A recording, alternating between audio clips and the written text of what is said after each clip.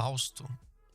de Goethe, é um monumental esforço agregador de um espectro de conhecimentos originários de uma vida inteira dedicada ao estudo contínuo das mais variadas esferas do saber. O próprio tamanho da obra, com seus mais de 10.000 versos, arranjados em um leque de diversos estilos e metros literários, é um dos fatores que comprovam a afirmação. Sem o conhecimento formal necessário, seria impossível alcançar a complexidade que Goethe desejava e precisava para realizar essa obra de tamanha envergadura e fôlego, para não falar da sua absurda atualidade quase 2 séculos depois. O rótulo de uma obra de vida é mais do que adequado para descrever o conjunto de 2 livros que compõem a tragédia do Dr. Fausto, uma vez que Goethe despendeu 60 anos da sua própria existência para a redação completa da história, que veio a concluir poucas semanas antes de falecer, já octogenário, e só foi publicada póstumamente por desejo do autor. Essa nomenclatura é ainda mais precisa quando pensamos que a poesia abarca toda a vida de Fausto após o pacto firmado com o demônio Mefistófeles. Sendo assim, é tanto uma obra que demorou uma vida inteira para ser escrita, como abarca a vida inteira do objeto descrito, ou seja, Fausto. O motivo do Doutor Pactuário, no entanto, não é invenção livre do autor alemão. Fontes mostram que, possivelmente, haveria realmente existido na Idade Média um homem que se nomeava Johann Fausto, ou George Faust, um charlatão notório que, segundo a crendice popular, teria feito um pacto com o demônio para obter seus conhecimentos, e que, provavelmente, teria morrido em uma explosão na condução de um experimento alquímico, o que colaborou por reforçar a tese popular que o diabo havia vindo para reivindicar sua alma. Uma história anônima, de pouco mais de 200 páginas do referido doutor, passou a circular então na Europa, se tornando um sucesso de vendas e sendo posteriormente teatralizada por Christopher Marlowe, dramaturgo contemporâneo de William Shakespeare. O Fausto de Marlowe, além de ser protestante, é bem diferente em suas nuances ao Fausto de Goethe, muito pelo caráter burlesco da peça de Marlowe. Ainda que o próprio Goethe definisse sua magnum opus como gracejos muito sérios, o alemão elevou uma história inicialmente de caráter religioso e moralizante ao status de uma obra de arte definitiva, e ouso dizer, cimentou a verdadeira história do Dr. Johann Fausto.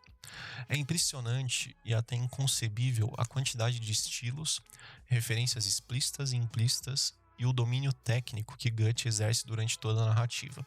Ainda que a história fosse desinteressante, os diferentes procedimentos artísticos e as multivariadas formas utilizadas já fariam valer a leitura e, além disso, valer o título de gênio do autor. Não para menos, a imponência e respeito que o Fausto carrega pode ser facilmente percebido pela quantidade de indicações intertextuais dentro da poesia, que nas notas do professor da USP Marcos Mazzari, na edição da 34, assumem muitas vezes meia página e, raras as exceções, estão em todas as páginas. Sem isso, e sem ter a mesma bagagem cultural que o autor e o comentarista, se aproximar do sentido real que o autor gostaria de imprimir ao longo do texto se tornaria quase impossível. Fausto, um erudito frustrado e amargurado com as respostas limitadas que a ciência tem a lhe oferecer, invoca acidentalmente o demônio Mefistófeles, que se autodefine como aquele que sempre nega. Tal definição vem a calhar extremamente bem, pois nos 12.000 versos da obra, dos quais o demônio tem, em muitas passagens, um papel central, Mefisto se expressa carregado de cinismo e niilismo quase sempre, próprios a um demônio sempre empenhado em renegar a criação.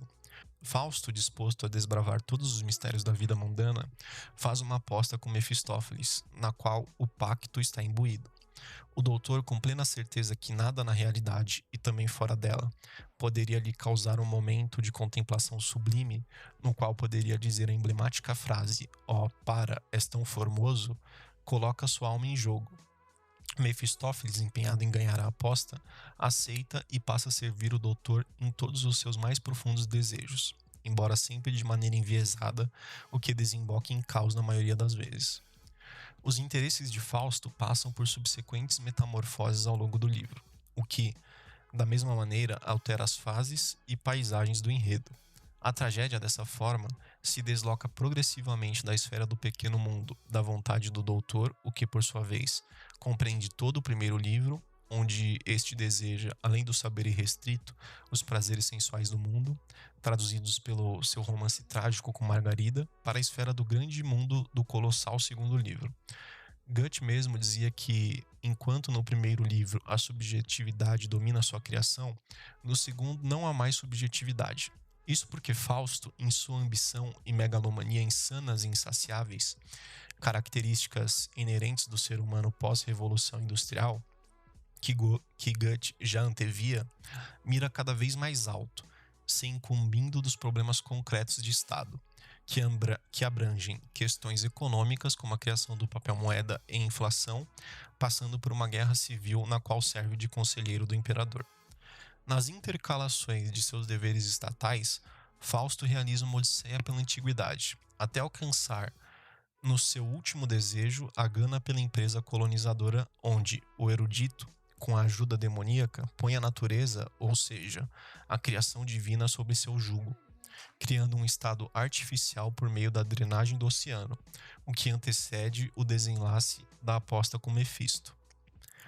Antes de um caráter enaltecedor do engenho e da sede de sabedoria do ser humano, o Fausto é a obra que cristaliza, de maneira alegórica, os limites de uma sociedade desvairada e descontrolada,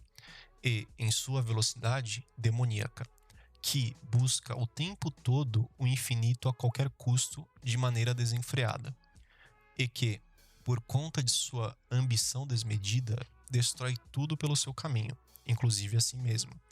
não hesitando nem mesmo a firmar pactos diabólicos para o atingimento dos seus mais loucos desejos. Goethe, em seu tempo, alerta que o caráter fáustico da civilização moderna, que busca sempre os extremos, é,